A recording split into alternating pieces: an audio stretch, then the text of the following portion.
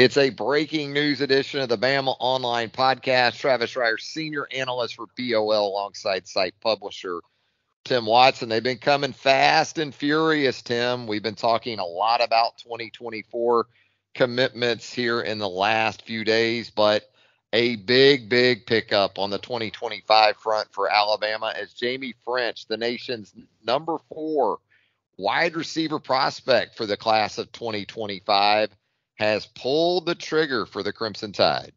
Yeah, this is another Florida native. I know how we all love Florida wide receivers and skilled players. And you watch this guy, man, he is good. He's from your hometown, Jacksonville. This guy's a good football player. He's fast. He's got tremendous hand-eye coordination, good catch radius, big hands. I tell you, his film, you love his film. I mean, when you watch him, but his 7-on-7 footage that Joseph Hastings got, Charles Power, some of these guys got out there and filmed the 7-on-7.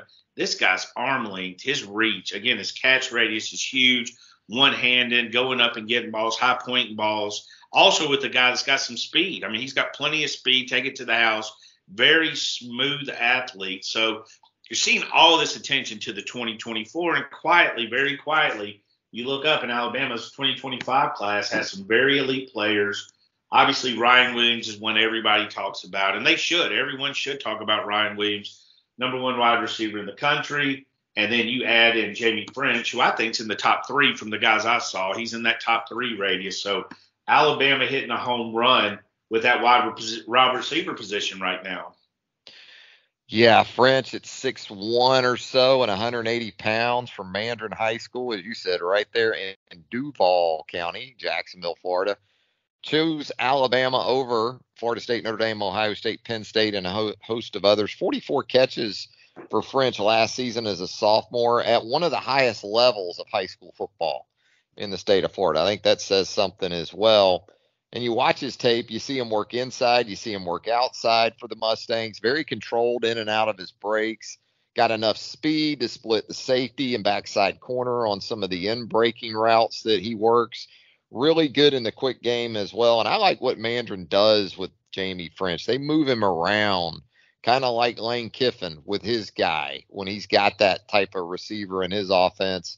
They get him touches in a variety of ways. Really nice release against press coverage he shows, and a toughness and physicality that shows up when he works the middle of the field as well. You know, when you talk about these wide receivers that Alabama's attracting here and continues to attract, this is a continuation of some things we've seen in recent years. A lot of times it goes back to the quarterback position. So I'm going to ask you this. Maybe it is something. Isn't something.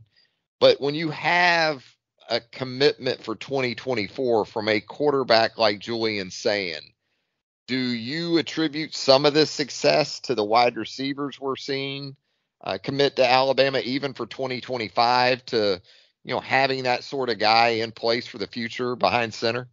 Yeah, I think, the guy that's this high profile, Alabama missed that opportunity with Bryce really because he flipped late, and he was pretty quiet and that whole thing, so they missed it. But having Julian Sayin committed, he's the number 1 quarterback in the country from On3 and Charles Power. I mean, having him committed early, high profile guy, and even whether they know him or not, I guarantee you these guys know of him because he won the Elite 11. They've seen him around. He's committed to Alabama. So you've got guys, they realize who each other is. So they know that quarterback's on campus. Like I say, it certainly can't hurt. You know what I mean? It certainly can't hurt that they have that kind of press that you can't really pay for to see Julian is the guy. Julian's featured, and he got a lot of coverage again during the Elite 11. So if you didn't know about him and you followed recruiting before then, you certainly know about him. You certainly know about him now.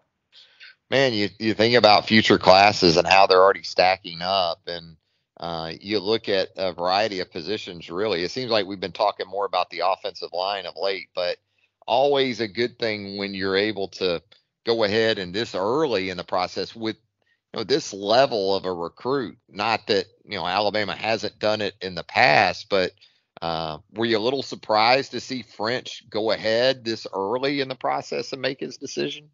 Not really. I mean, in general, I think maybe you could say you're surprised, but knowing how much, he loved, I mean, this has been, coming for a while. He visited in early June, loved it, absolutely loved it, came away. And I think his decision was made after that. I do think he went. I know he went to Florida. He might have went some other places. So I do know he's taken some visits. He's been to FSU several times. So this isn't a guy that like took a visit and then just committed on the spot. He took a visit, waited a while, took some more visits.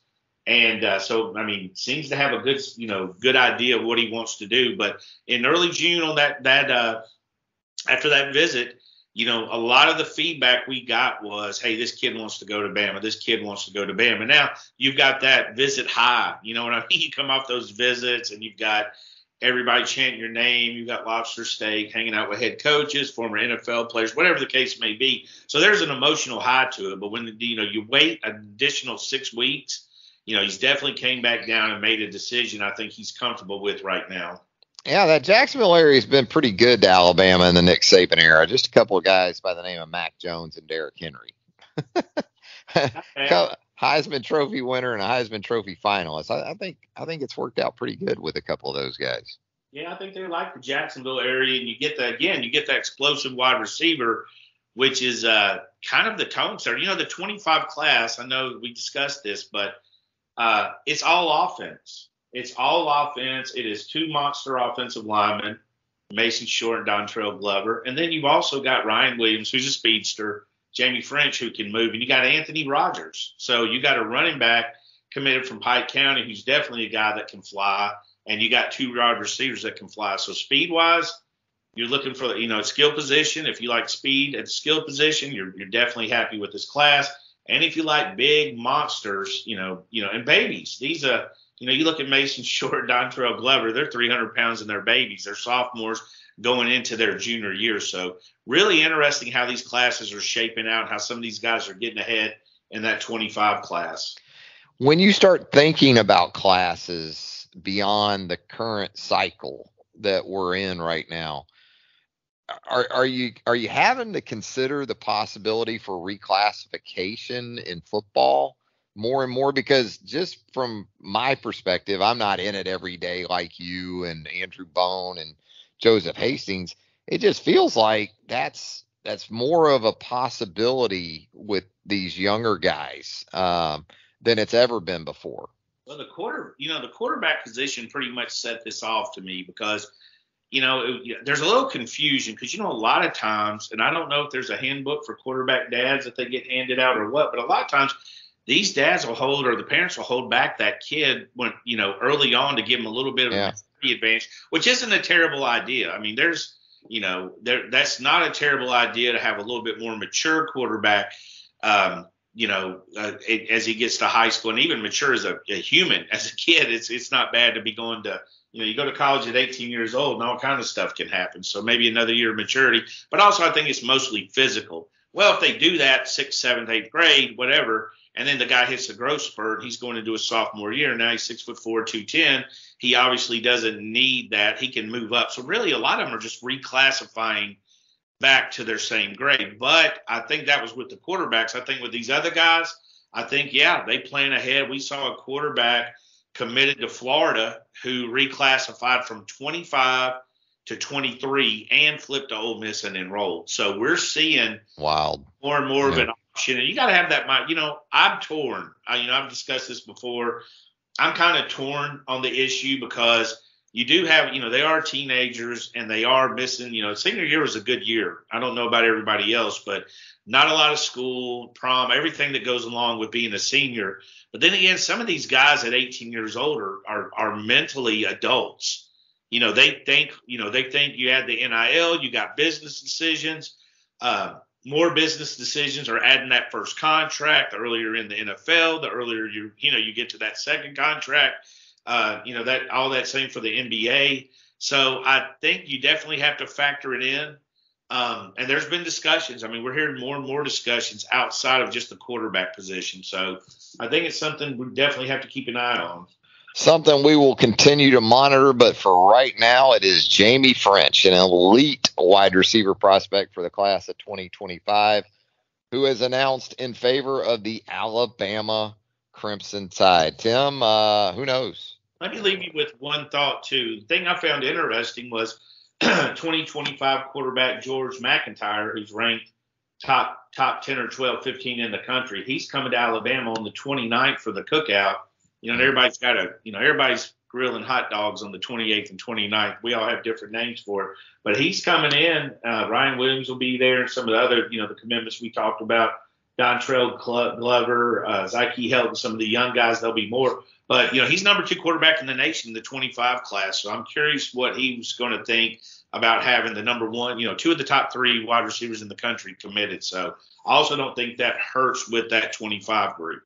There you go. It's not just Julian saying. There is always another quarterback prospect in the pipeline as well. Well, Tim, great stuff as we bring you the commitment of Jaime Ffrench, number 4 wide receiver prospect for the class of 2025, according to the On3 rankings, to Alabama. Tim, anything else before we get out of here?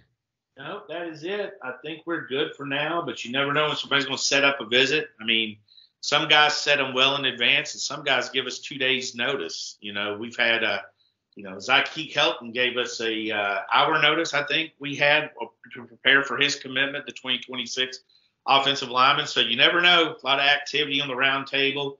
Edgar Bone, Joseph Hastings, me covering recruiting. Also the teams loaded. Travis, Charlie Potter, Clint Lamb, Jimmy Stein. I mean, there's not anything we can't discuss, from football to every streaming service known to man. Korean baseball. We can even discuss Korean baseball. So absolutely. Table.